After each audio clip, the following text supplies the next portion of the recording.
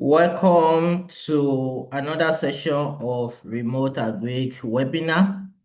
My name is Dr. Dayo Adetiloye, and today I have my co-presenter in the person of Mr. Oludare Mudashiru. Today we want to look at a very important topic in the agric sector, which is the top 10 agric value chain to invest into in 2026. Today, we are going to be looking at smart investment, stronger tomorrow, a practical guide to the most profitable and sustainable agricultural value chain, driving growth and resilience and returns. We want to welcome all our participants all over the world. We recognize everybody joining us from different places, like Samuel from Port Harcourt, Amina from Castina, Tonia from Lagos. If you are just joining us, anywhere you are joining us from, just drop it in the meeting chats.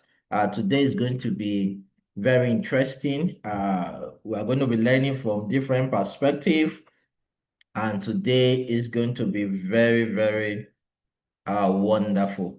If you can hear my voice and if you can see my screen, just type I can hear and I can see. Just type I can hear and I can see if you can hear my voice and you can see my screen. So a brief about Remote Agric. Remote Agric is the one presenting this webinar today, who we are, and what this webinar will cover, and who is this for. So Remote Agric is out to solve the problem of food insecurity in Africa. And over the years, we've seen how people that participate in agriculture are reducing day by day because of so many reasons.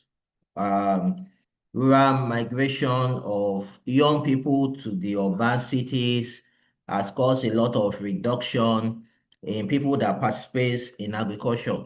There are other factors like insecurity, for example. I've interacted with a lot of farmers and they will tell you that they abandoned their farm because of insecurity. There are so many factors that have made farming are not accessible to people. And of course, a lot of people are busy with their laptops in the cities. They have interest in farming in the rural area, but they can't leave what they are doing. And that's the reason why we set Remote Agric up to be able to give opportunity for people like you to own farms remotely. And since we started, the impact has been phenomenal. In terms of the food production, in terms of people that are getting wonderful returns from this platform. More of this, my co-founder, Mr. Oludare Mudashiru, will speak more to that during his session. So today, we just want to bring this opportunity to us in form of knowledge. We're going to be breaking down 10 agri value chains with the strongest fundamental for investment in 2026. We are currently in July. We're about to enter into August. And 2026 is gradually, is gradual. We're already in the middle and we're gradually climbing up and racing towards the end of 2026. And you're asking yourself, what can you do in this 2026? What can you do? Who can you partner with? And that's what this is for. So if you're an investor, you are in a good seminar today. If you're an agripreneur, if you're a cooperative, if you're a diaspora investor, or anyone seeking to sustainable income generating agribusiness opportunity, then you are here to listen to this you are in the right place. So let's put a case together for agriculture in 2026. Why Agric Value Chain and why now? Number one, food security pressure. Rising population and urbanization keeps local demand for stable foods ahead of local supply, sustaining strong margins for producers. So, uh, in Nigeria, we are getting close to 240 million in terms of population. And as population is increasing, there must be commensurate food production system to sustain this rising population.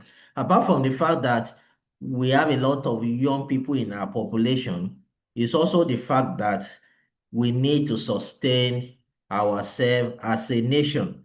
So food security prayer, and that's the reason why we must give attention to agriculture. For example, I've been in business development space for 15 years, and over the years, we've seen how agricultural sector has been a sector that much has not been happening. And that's the reason why I've come to solve this problem. Never hedge and export value. Export grades produce like cocoa, cashew, sesame, honey, and currency, and offering a huge natural edge against local currency volatility. So if you are thinking of what can you export to other countries, then you want to think about agricultural products. Policy and financial support. There is government backing, development finance, and single digit Greek funds continue to lower the cost for capital for serious operators. So there are a lot of initiatives supporting agriculture today, and you want to see how you want to position for all these opportunities. We also have agro processing gaps, like Nigeria still imports what it can process locally: paste, oil, starch, feeds, and leaving room for processing lead return. So all these are the reason why we must pay attention to agriculture. We must pay attention to agriculture. So as we move on, we want to narrow down to top agric value chain to invest into in 2026. We want to explore the most profitable and sustainable agricultural value chains, driving growth, resilience, and returns for a better tomorrow. And this is, in case you are just joining us, this is Remote Agric free webinar. We have two presenters today. My name is Dr. Daya Adetuloye, and I'm the one presenting right now. And after my short presentation, we are also going to have Mr. Oludare Mudashiru sharing from his wealth of experience on this same topic as well. Now you want to say that I'm new to agriculture, apart from eating food, every other thing about agriculture I don't know. So you want to say, what is agri-value chain? So it's simple. It's an agricultural value chain is the entire sequence of step-by-step activity, businesses and people that bring a food or farm product from the ground to the final buyer. And the core stages are input supply, production, and processing. At every single steps, the product gain more economic value. So this definition is from IFAD. So basically, we are just saying it's a step-by-step activity. So a lot of people play in different value chain, and we're going to break it down and make it more practical for us. So for example, to start with, we have people that participate in the value chain around the storage and cold chain. So what do we mean by storage and cold chain? If your investment is targeting, producing, providing us cold room, refrigerated storage, you will make money. If you are going to be providing us solar powered cold chain facility, you are going to be making money. If you want to do agricultural warehousing, you are going to be making money. If you want to provide regulated transportation for us, for example, if you want to move tomato from Jos to Lagos, for example, or from any of this northern area, and you want to move it to Lagos where we have a lot of market, you need a refrigerated transportation. If you provide that for us or you can build that, you are going to make money. Now, let's look at processing and quality. Processing and quality, every of the agricultural products, they are available for processing. So, and when you are doing processing, you are doing value addition. So processing and preservation, this is another area where you make money. These are value chains that you can consider. Packaging and labeling is another one. Produce sorting and grading is another one. Quality control, traceability is another one. Let's dive more into other things. Farm input and services. This is a very important value chain that you want to consider. For example, farm equipment leasing. You want to lease out farm equipment, you are going to be making money. Irrigation services. We want to provide irrigation services for us. You are going to be making money. Animal feed production. You are going to be making money. Animal feed is a lot when it comes to animal production. In fact, the money you will spend in animal production, feeding takes close to 70% of the spending. What that means is that if you are going to spend 1 million naira, 700,000 will go into feeding.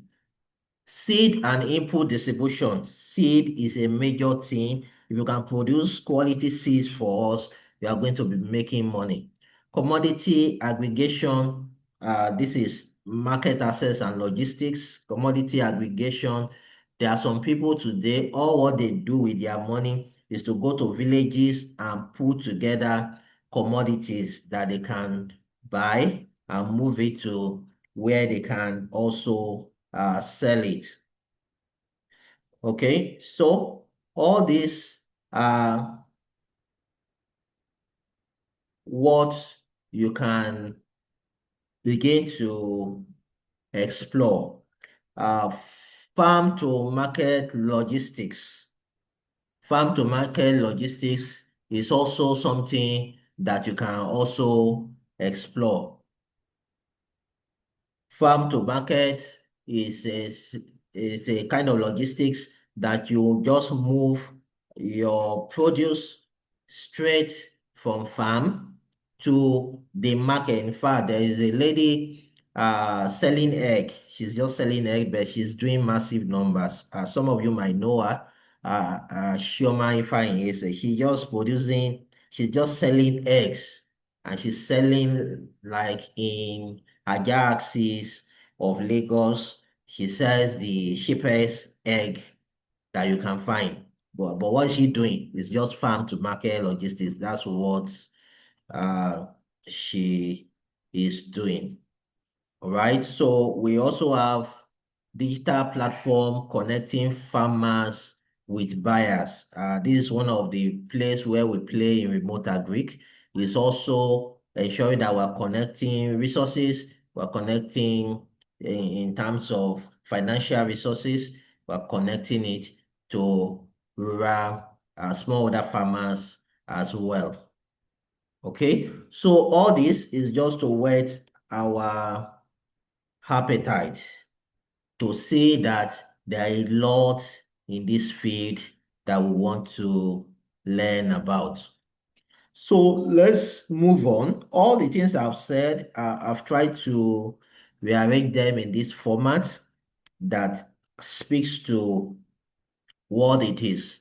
Okay, from refrigerated transportation to producing, sorting and grading, package and labeling, food processing, solar powered cold room, and every other ones that we have explored: agricultural warehousing, farm equipment, and other things like irrigation services and animal feed, seed input, farm to market logistics and quality. So all these are what we can explore. Don't worry, for some of you that will be interested in getting the replay of this, it will be available on our platform where you will be able to listen to this again.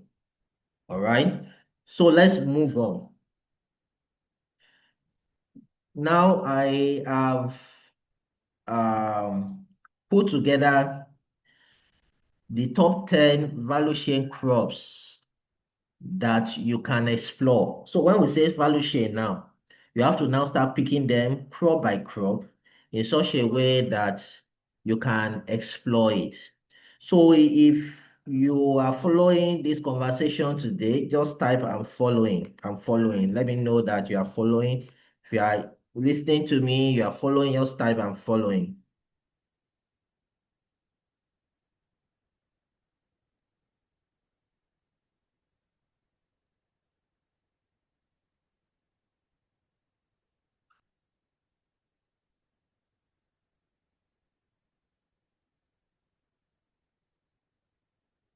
Okay.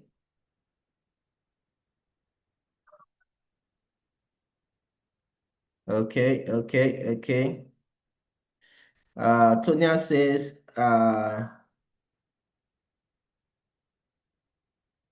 okay, Tonya is still at work. No problem. You listen more to the recording. Samuel says, I'm following. Abner says, I'm following. Uh, uh, Linda, I'm following. Oludare, I'm following. Ibibo, I'm following. Matthew, I'm following. Thank you very much. Thank you very much. So, uh, like we have two sessions of this presentation today. So what I'm sharing with you, you can say is theory.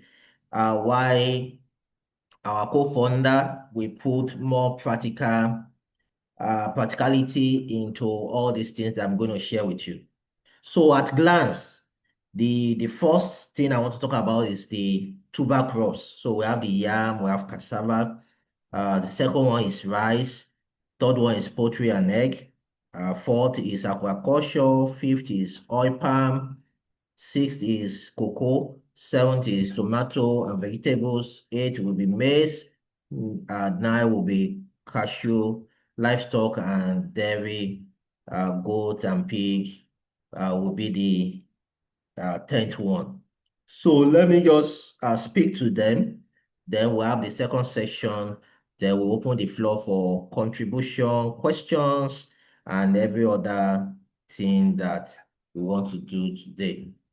Okay, so the first product or produce I want to talk about is yam. And this is very important to us because at Remote Agric, we are big on yam value chain. In fact, in the next 2 to 3 years max, we'll be the largest producer of yam in Southwest Nigeria. So that's how big we are in the yam value chain. So when we say yam value chain now, we want to explore every area of value addition from production to value addition of the yam. So Nigeria grows the largest majority of the world's yam supply, yet cultivation remains largely manual, labor intensive, and deep cultural and food security demands local prices resilient with added um, value. So for example, we are looking at uh, converting our yam to yam flour, elubo, dried chips, even wet chips as well. So if you want to explore the opportunity in the yam value chain, Remote Agric is your go-to person. Okay? And we have made it so much easier for you to participate in the yam value chain. For example, how to invest, there is the seed yam mini set multiplication is a major one. There is mechanized rigging, there is land prep services, there's the yam flour, dry sheep processing for export, improved storage banks. So there is a lot you can do in the yam value chain. Some of you are familiar with the pondo yam. Um, the truth of the matter is that if there is no farmers planting yam, there will not be feedstock to help the people processing it into pondo yam. So there is a lot to do. And how can you be part of this? Currently, at Remote Agric, we have Own a Yam Farm remotely package where you can be part of the yam value chain. Currently, we are selling August 2026 to August 2027. Per unit is 1,700. One unit is like one heap of the yam, and we give you one big yam at harvest. The returns you can expect on this is 38%. So what does this mean? So imagine you put 1 million naira into Own a Yam Farm remotely.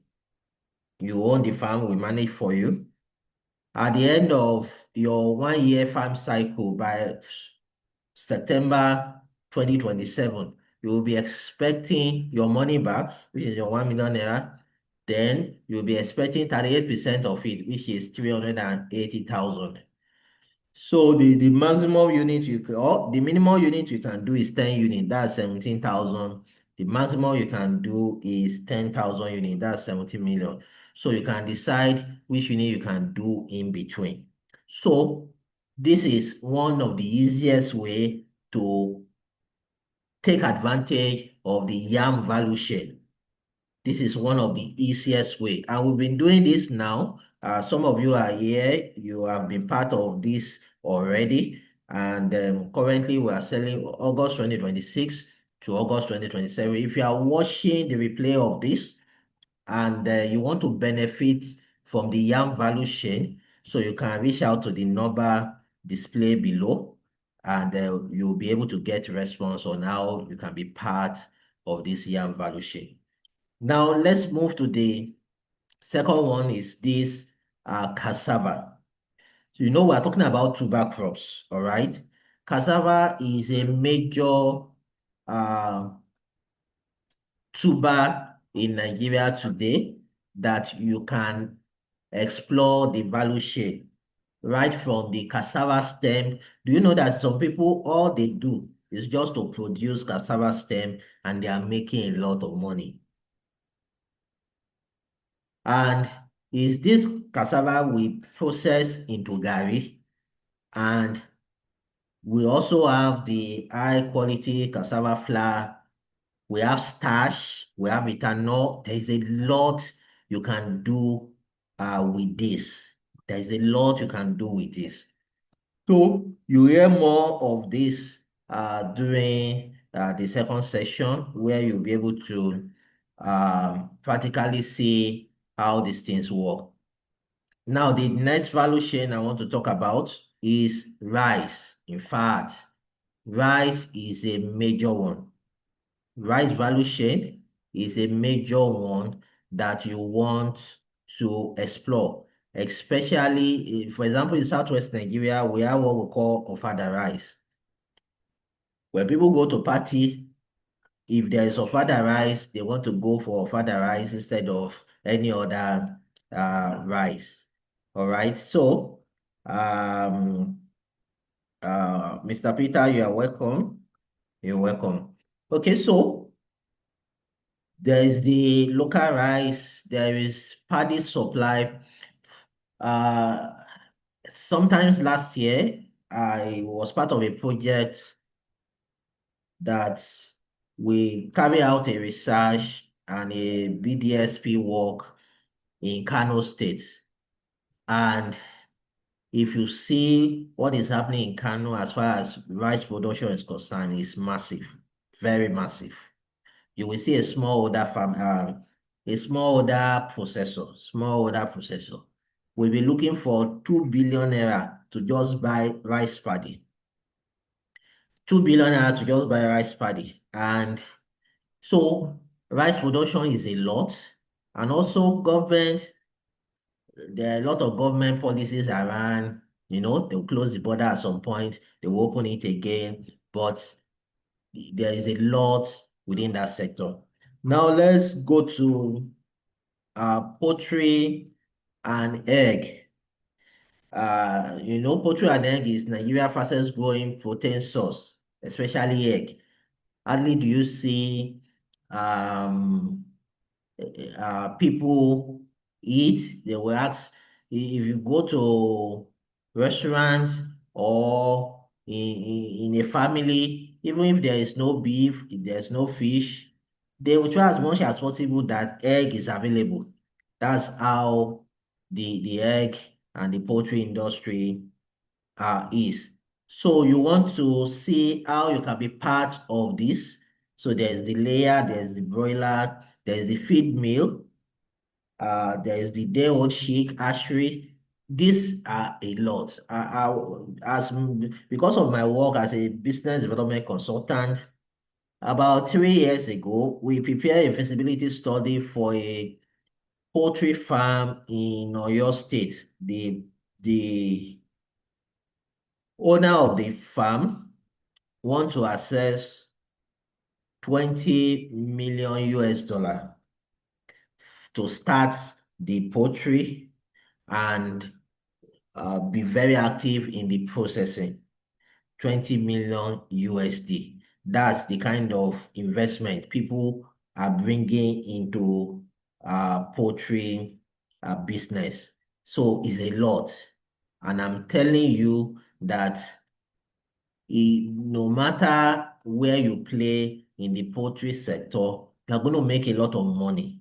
And in Remote Agric, we are also big in poultry farming. And that's the reason why we created this package, Own a Poultry Farm Remotely, where you own a unit of a commercial poultry farm and you earn returns while we handle the rest for you.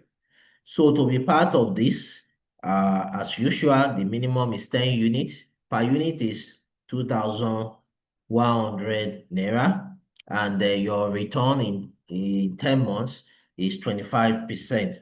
So the unit is in kg, and you will be able to benefit from the poultry value chain, because the poultry value chain is a lot. And if you cannot do it yourself, then you send your money to do it for you. That's what Remote Agric is doing, to ensure that your money can actually farm for you. Now, the next one is aquaculture, the fish farming.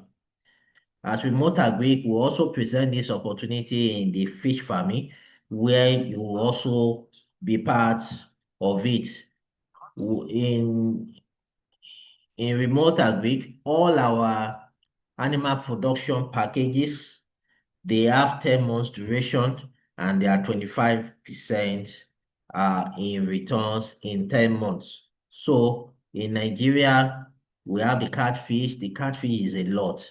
We have tilapia, we have, and this fish, there is the feeding aspect, production of feeding. The hatchery is also there, the fingerlings, production, and a lot that you want to explore.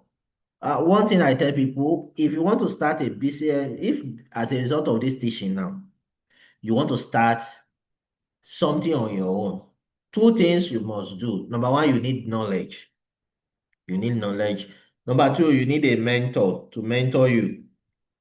And your mentor must be somebody that own a farm, that you can see yourselves, you can ask questions and things like that. But Remote Agric has given you an opportunity where you don't need to do the work. Let your money do the work for you. So we also have the oil palm. This is a major one, a major one. Today, a lot of us, we have tasted oil. So oil is a lot. There is a local demand for cooking oil, soap, oleum chemicals. These are feedstock for some other companies. And in this sector, we have the seedlings. The seedling is another area that you can explore. Uh, we have people right now. In fact, there is a lot of investment going into oil palm right now for people that want to do cash crop. There are a lot of people selling lands. They will now help you to plant this oil palm on it. So this is a massive investment within this sector.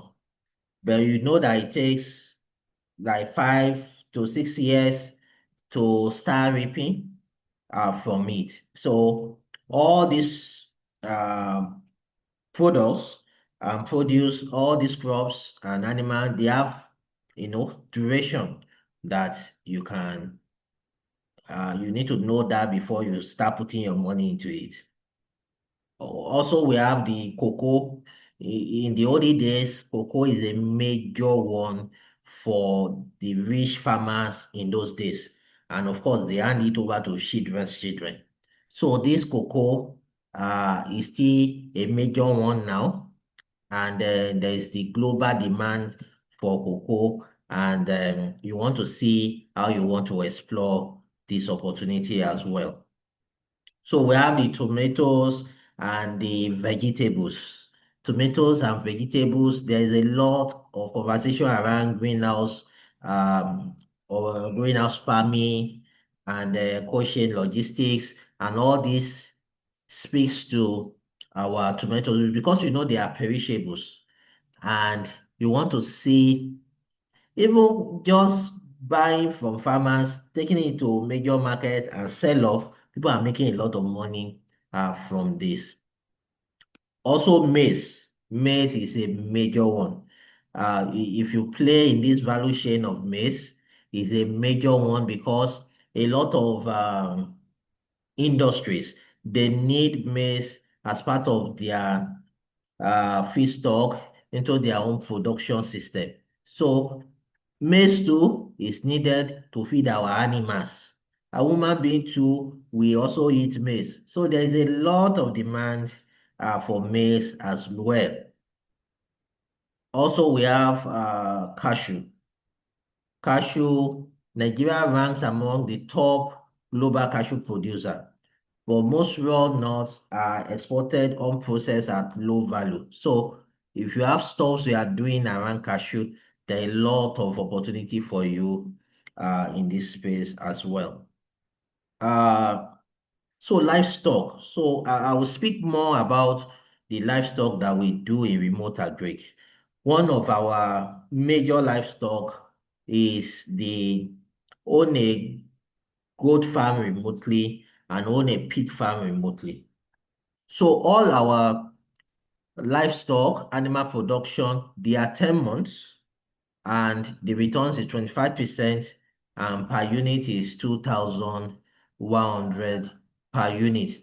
So there is growing demand across West Africa for goats. There are a lot of national policy around livestock that supports our interest in goat farming, for example. Goat has a shortened gestation period and high reproduction rate as well. So you want to explore our own a goat farm remotely package. Our farm is in Ile-Ife community of Osun State.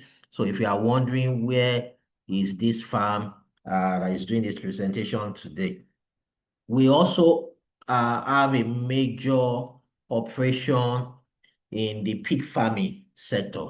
So in the pig farming sector, we have own a pig farm remotely. So here is also the duration is 10 months. The unit is 2,100 and the returns is 25%. So these are opportunities that you want to explore. If you want to benefit from this, maybe you are not on our WhatsApp group, you can always call this number, and then we'll definitely give you every information you need to be part of the livestock value chain that we present, and also the goat opportunity as well. So as I am beginning to round up this session, how do you choose the right value chain for you? You want to look at your capital, you want to look at time duration. Some people 12 months is too long, so they prefer 10 months. So they go for animal farming. Some they are okay with 12 months, they go for pig farming. I mean, they go for the yam farming as well. And if you want to do anything on your own, always put capital and time into perspective. For example, we are talking of oil, palm, and cocoa. You are going to wait. You are going to wait very well. Okay? So we have offtake certainty. So you need to, when you are prioritizing any value chain, you want to look at how you will secure buyers, processors, or export contract before you plant or stock. Don't go and just be gathering cashew when you don't know where you can export it to or who to sell it to. The next one is where you sit on the chain. Decide where you want to play, whether you want to farm, you want to process, you want to aggregate, uh, you want to see where you can position, like the case of Chioma Ifeanyi. She has positioned herself to just buy from the farm directly and sell to the public at farm gate price. So in Lagos now, she has the cheapest egg that you can find. And the minimum she says is like 10 crates of egg. If you want to buy from her at their office in Naija, the minimum you can buy is 10 crates of egg. So people, and if you want to sell to her as a farmer, you better have good stocks, like in numbers. She buys in numbers. So where you see it on the chain, we've talked about that. You want to look at local and versus export exposure. You want to, like Remote Agric, we are very soon our certificate will be ready, our export certificate will be ready. So we're going to be doing activity around that as well. So you want to balance uh, whether you want to play within the local economy or you want to look at the international market and play in the export section of it. So we have question and answer, but before we do question and answer, at this point I will be bringing in Mr. Oludare Mudashiru, our co-founder of Remote Agric, and this is the second speaker today. He is the one on the farm 24/7 at Ile Osun State, where remote agric activity is happening. If you want to visit our farm now, let's say you've done some, maybe own a goat farm remotely or pig, and you want to visit the farm, he's the one that will receive you live and direct, take you around and show you the enormous of the humongous work that Remote Agri is doing from that side of the world. Mr. Oludayo Mudashiru, you are welcome and you have the floor. Thank you very much, Dayo. If you can hear me, please let me just type in the chat box. We can hear you. Please, you have to bear with me a little bit today. There's a couple of activities happening. Okay, we can hear you. Samuel, thank you very much for that. Dayo, thank you very much for the presentation. It's always a pleasure and to be back here every month to the free webinar by Remote Agric. So I'm sure you've gained one or two things today at the seminar. For me, it's talking the practical side of things, talking the practical side of things. So talking about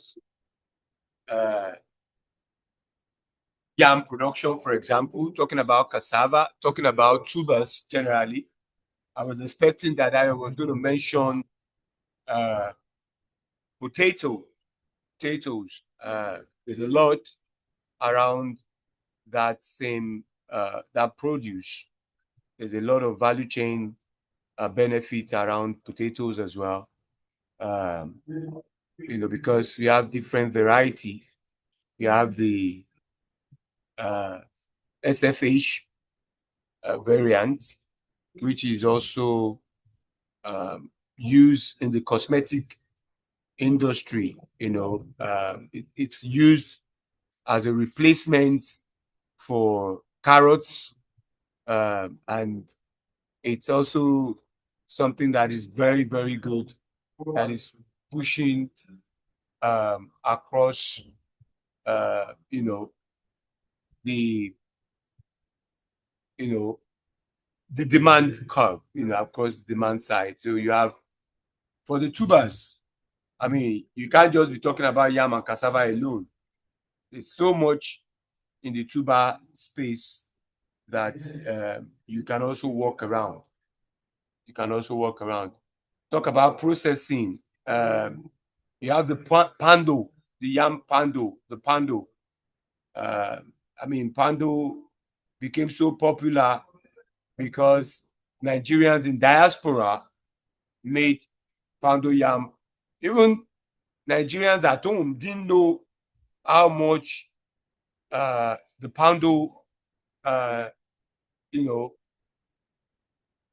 was doing, until when it became so popular by the diaspora population.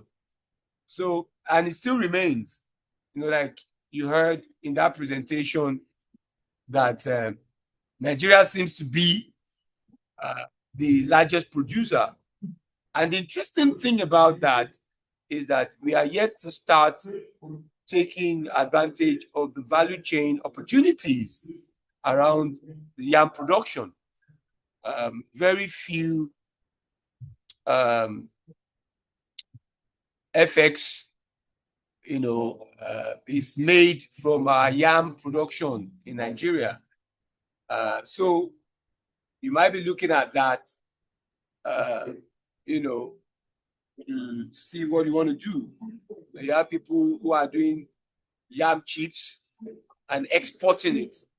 You have people who are doing yam flour and exporting it. You understand? So you can do. Sorry about that. I'm just trying to reposition my camera. So hopefully, how is it? Please, if you can see me, let me know. I got a message here. So how is it now?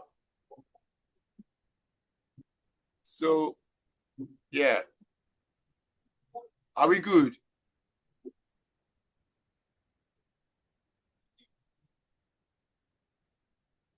Yes, it's good now.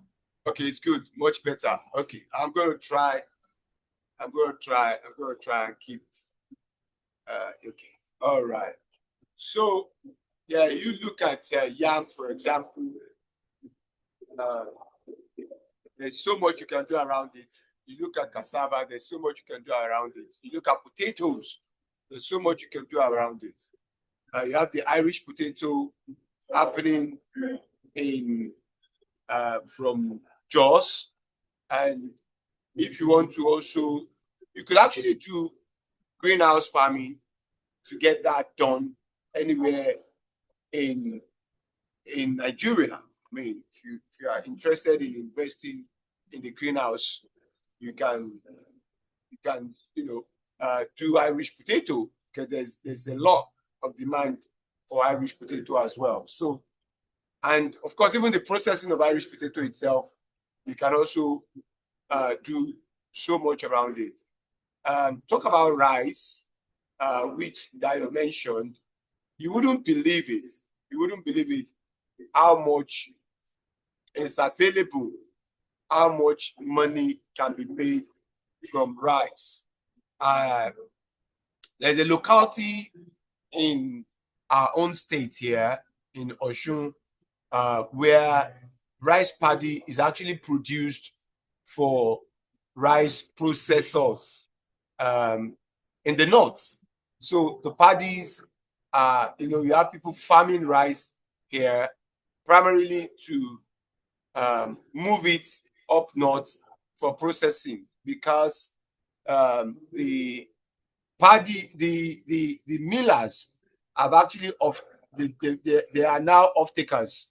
Some of them have decided to be off takers for the rice producers. So you might want to also find out a little bit more about opportunities in the rice value chain.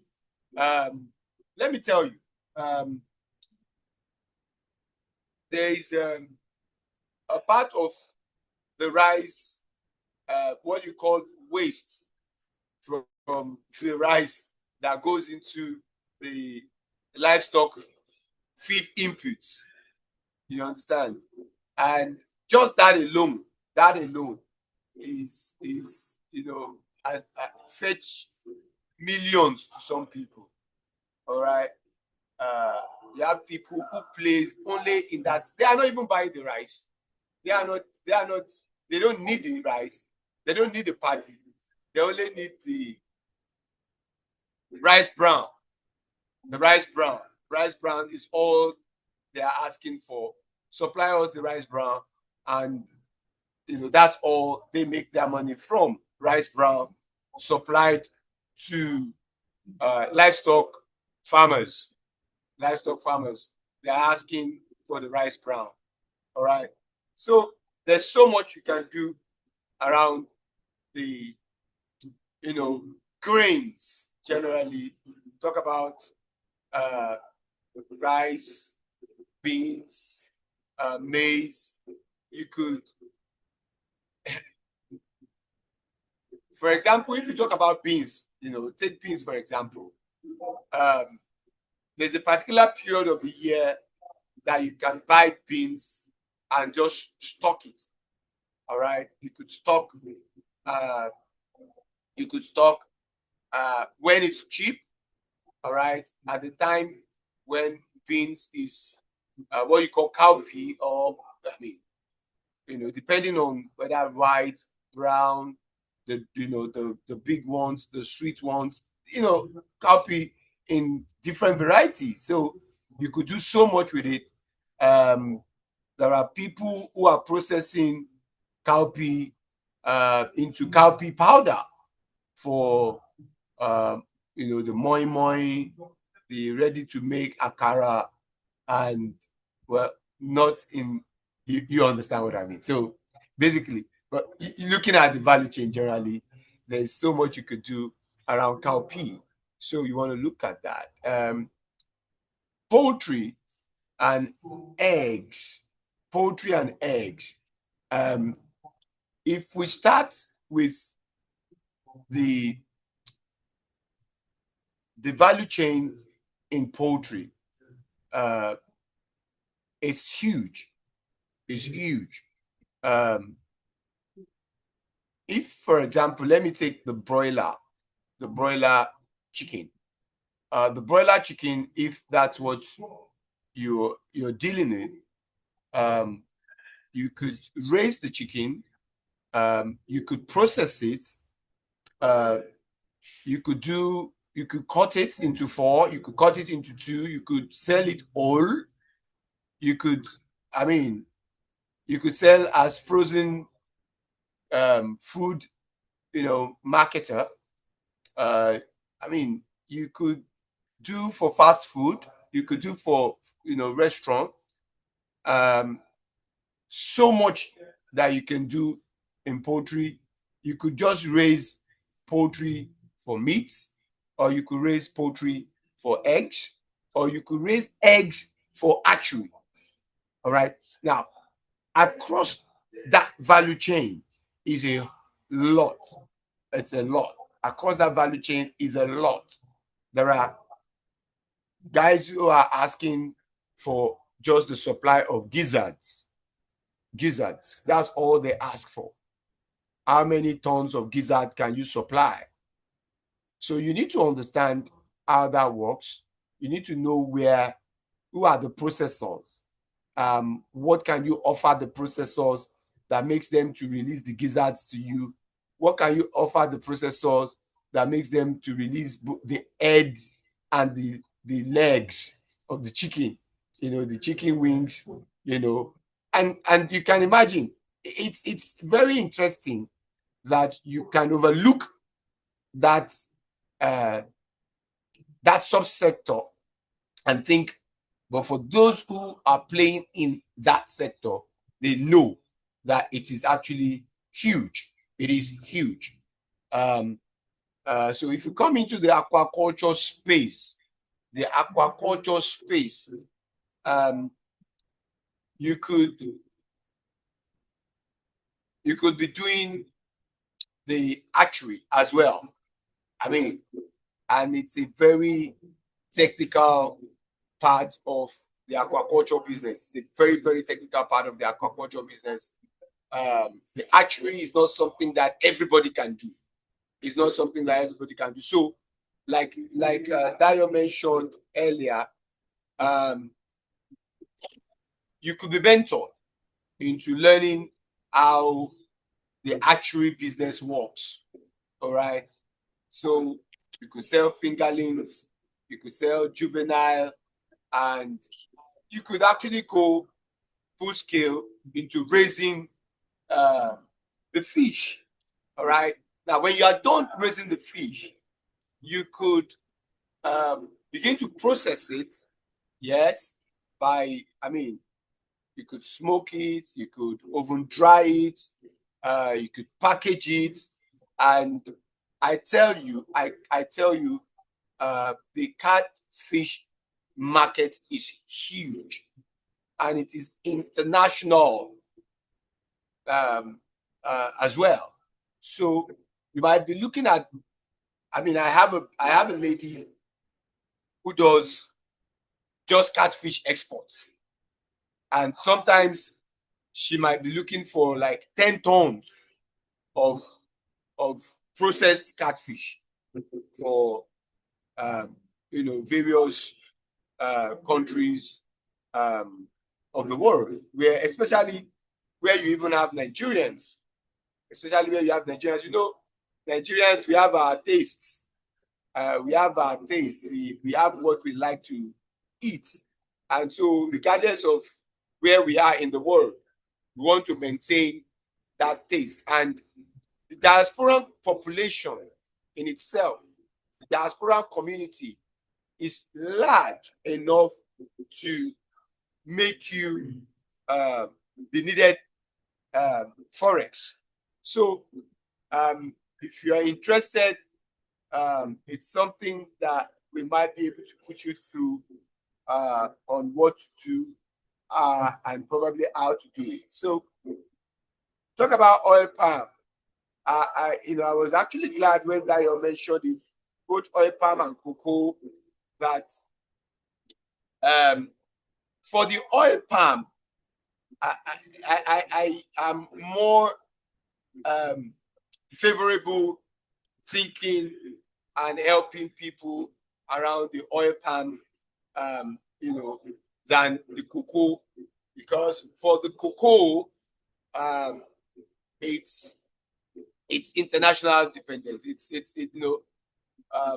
We are not doing too much around processing cocoa in Nigeria, and that in itself is a window.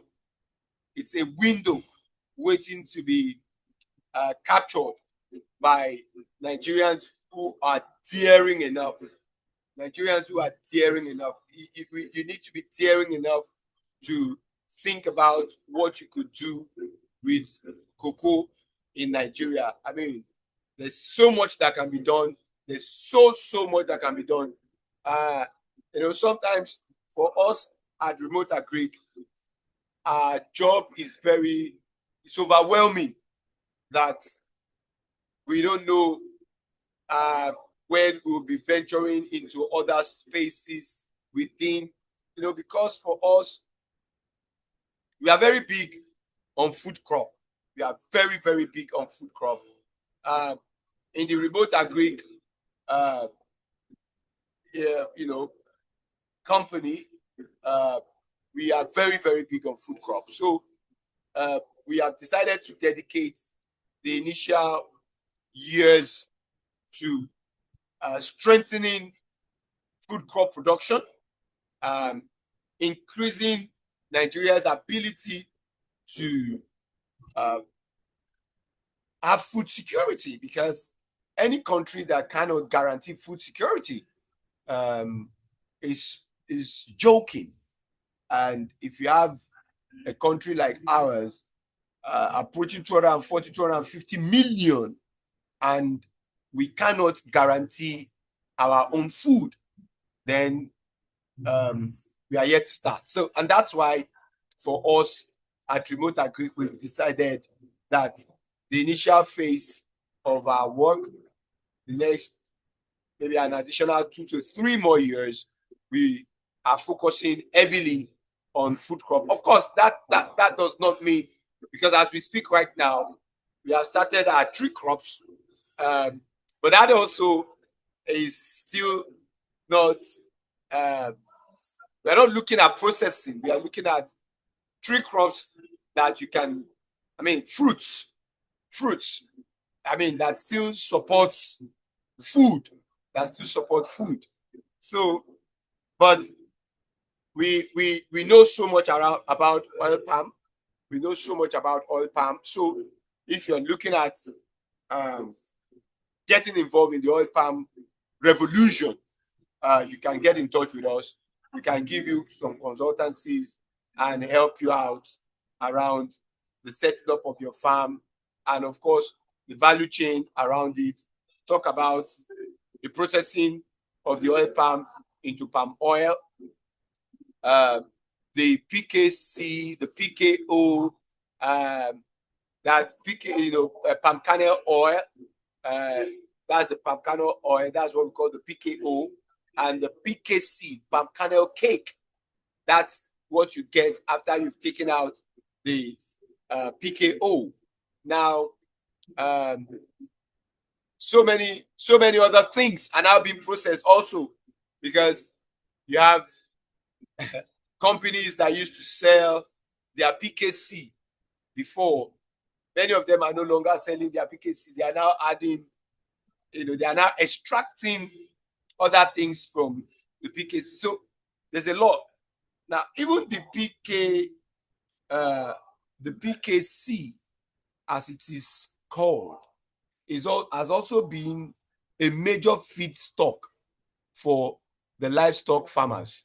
So you can still play in that sector without necessarily having an oil palm plantation. You could be processing. In fact, you could further process the palm oil into other things. So we have players who are buying palm oil from the local producers to further refine it into other products. Yes, to further refine it into other products. So you can still do that. So the cocoa production and value chain is about the one that is rather more challenging to play in, because other than majorly other than exporting, very few companies buy cocoa from local commodity sellers. So it's unfortunate, but that's the way it is. So because we are looking at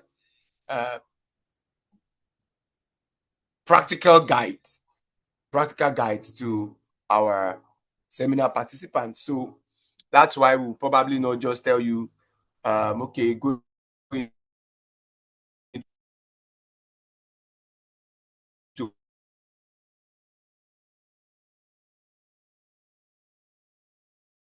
and vegetables. Okay, the network is frozen. We can't hear you.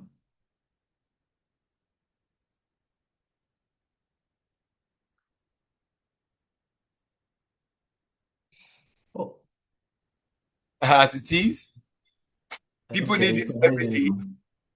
and because it is needed every day,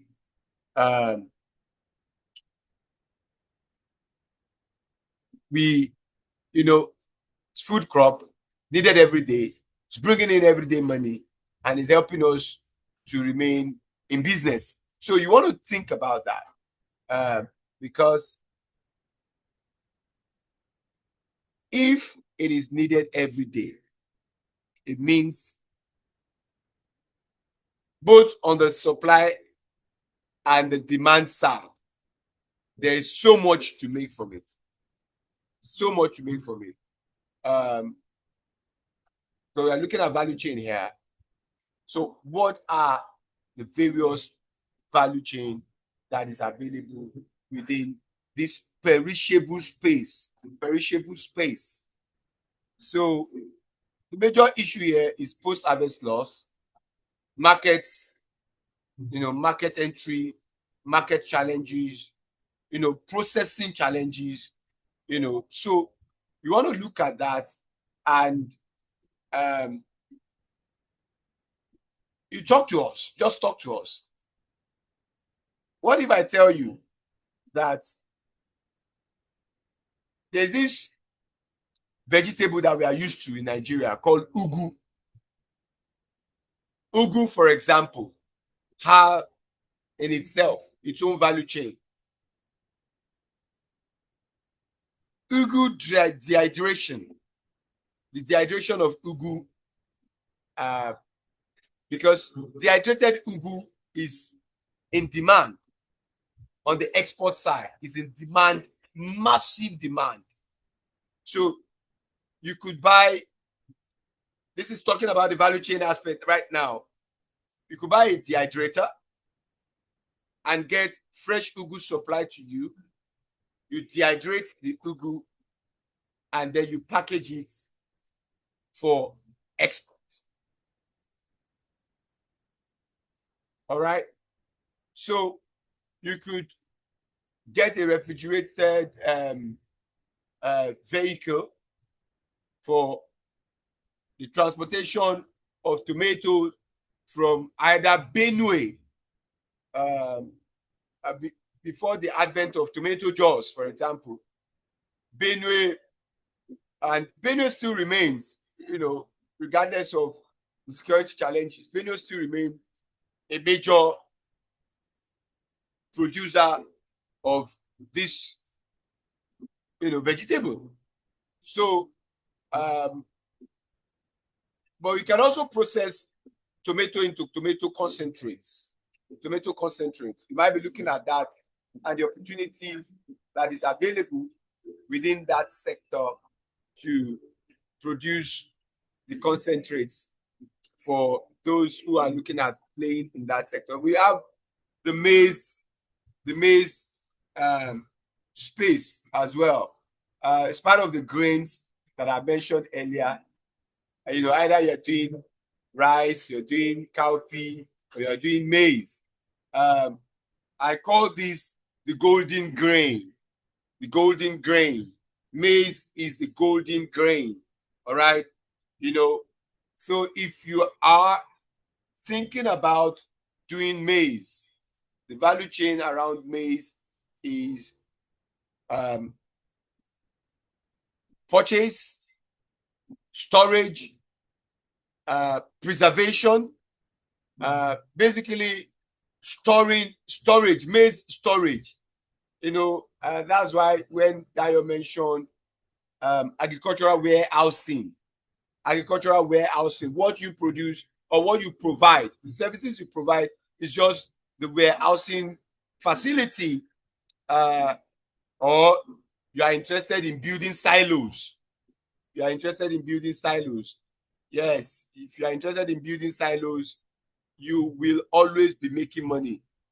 Reason is because of the seasonality that affects maize production, maize, dried maize is often available between December between December and February.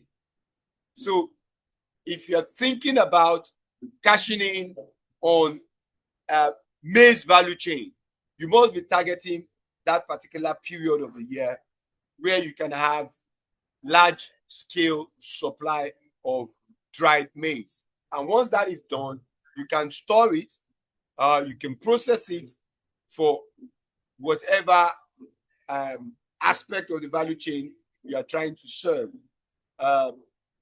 It's a lot of work. It's a lot of work, but it's what some of us have been doing for years. And should you need a consultancy in that regard, we'll be happy as a brand to give you that support, especially because you have decided to connect with us as a production brand. You have decided to connect with us. We will do whatever it's within our capacity to give you the heads up that is needed. Talk about cashew nuts. That's another, that is another huge. I mean, huge. It is huge. So, but like I said, for us, we are more on the production side. So all of this that we have mentioned, we want to help you in gaining the mastery on the production side. Because, I mean, it's best, it's better that way, that you can do a backward integration. All right. For us at Remote Agric, what brought us to where we are today is the idea of backward integration. We looked at the sector and we looked at the challenges within the sector, and we decided that we want to go all the way to the farm and begin to solve the problem going forward. Now, you heard Dayo when he mentioned the fact that our export license is almost ready. We knew we wanted to go into export of certain produce, but we realized that the challenges of getting the required standards for those produce, the required standard, the required export quality of those produce at a consistent level was really challenging. So we decided to do a backward integration, and today we can say that we are a brand that is very big on yam production. And like he said, we have a vision of becoming one of the largest tuber production agricultural company within the next 3 to 5 years. So watch out. Don't just watch out alone. Join us so that when that vision becomes a reality, you won't be saying, oh, you wish that you had joined us when we started. So we don't want you regretting, I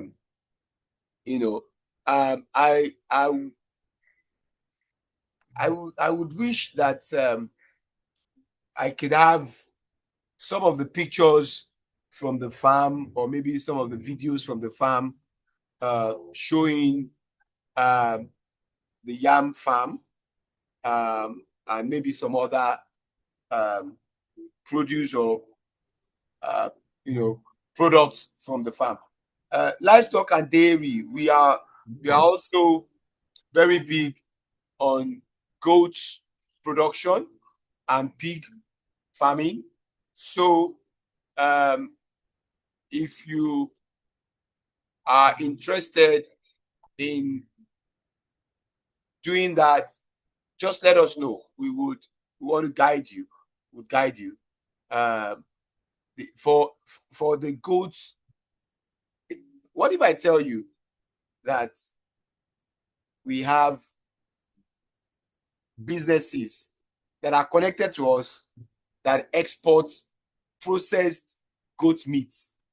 They export processed goat meat to, like I said to you, the diaspora population, the Nigerian diaspora population, have a way of wanting to maintain their local tastes anywhere in the world, whether in America, in Australia, in the UK. You have our people demanding for processed goat meat. So that that market exists. So you might be looking at value chain around that as well. So that I think it would be good for me to do the rest of the evening by responding to questions. Maybe that would make it more practical for our audience. Thank you very much for, Thank you very much, sir. Okay, so we have like 15 minutes to go because there is an event coming up after this. So we want to open the floor to everyone. This is an opportunity to ask questions, practical questions, either around joining any of our packages or mentorship or training. Maybe you have anything in your own business you want to talk about and things like that. So this is the floor is open. If you want to ask question, you can raise up your hand. Then we'll give you opportunity to unmute yourself and talk. If you want to type your questions, please go ahead and type. We'll also give us opportunity to read it out to answer your question. Okay, so Amina says, thank you for the presentation. Please, how long have you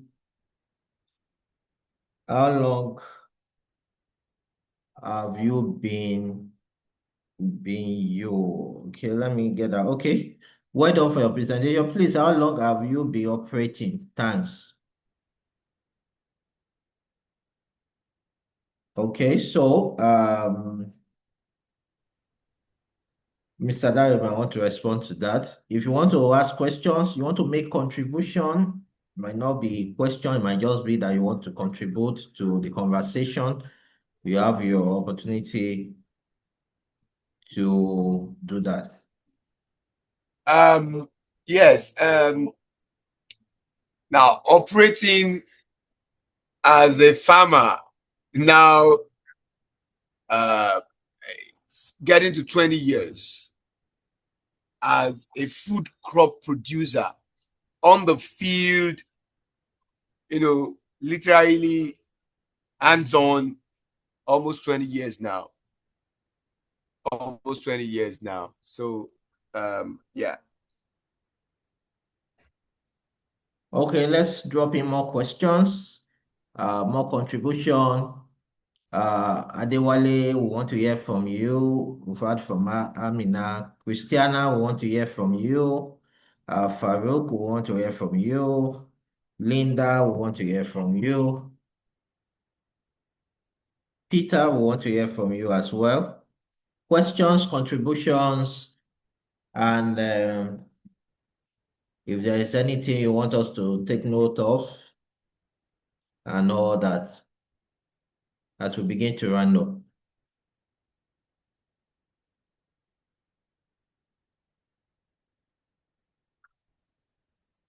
We are waiting. You can type your questions.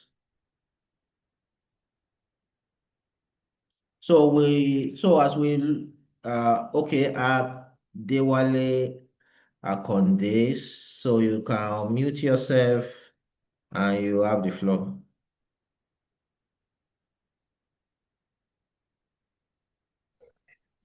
Hello, good evening. Thanks for the presentation. I just want to ask, you have based on different category of business that you operate, we have different ROE. I used to follow the the information being posted on the group. We have different ROE for like yam. We have 38%. There are some other one that is less than that. But from the look of things, I think the highest ROI has a return on investment I've set my eyes on is that of yam. Why do you have the highest on that on the yam? Thank you. Okay, thank you for that question. Mr. Dari, you want to respond to that as well? Right. Well, yes. Yam for us is a premium product for the brand, and it takes a bit longer. We always wanted to encourage our partners to stay with us, grow with us, and if you've made up your mind to stay with us and grow with us, we felt that it should make a lot of sense to also encourage you for the length of time that you're staying. And that's why you saw that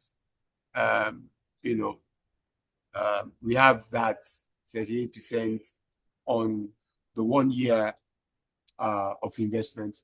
And not only that, the other reason also is the fact that the market, the prevailing market, price also favored that. All right, so that's why you also have that there. Don't forget that Remote Agric is not so much of an ROI-based organization. We are a production-centric organization. And because you have mandated us to sell your produce on your behalf, we would always ensure that, for the year of production, we target the premium time when your produce can get the best market price on the demand side.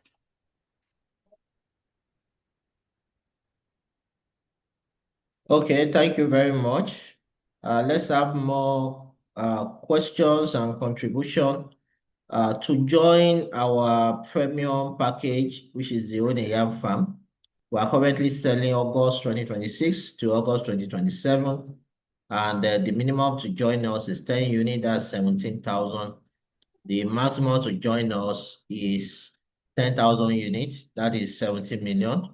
So you can do anything between, you can do 50 units, you can do 100 units, you can do 250 units, anything you want to do, you have the opportunity. Okay, Mr. Darren. I think I can see a question on the chat box. Okay. This is coming in from Linda Jayeola. She's asking, do you train or mentor people for catfish farming? Yes, if you want us to mentor you or train you on catfish farming, we'll do that. Yes, we do that. Yes. All right, so you can always reach out after now so that we can do the linking. Linda, you can reach out after now so that you can get a direction on the training and the mentoring aspect of it. So if there's no further questions, if there's no further comments, we want to really appreciate everyone for being part of it. Farouk is also asking this question: do you train to mentor for cassava or yam farming and processing?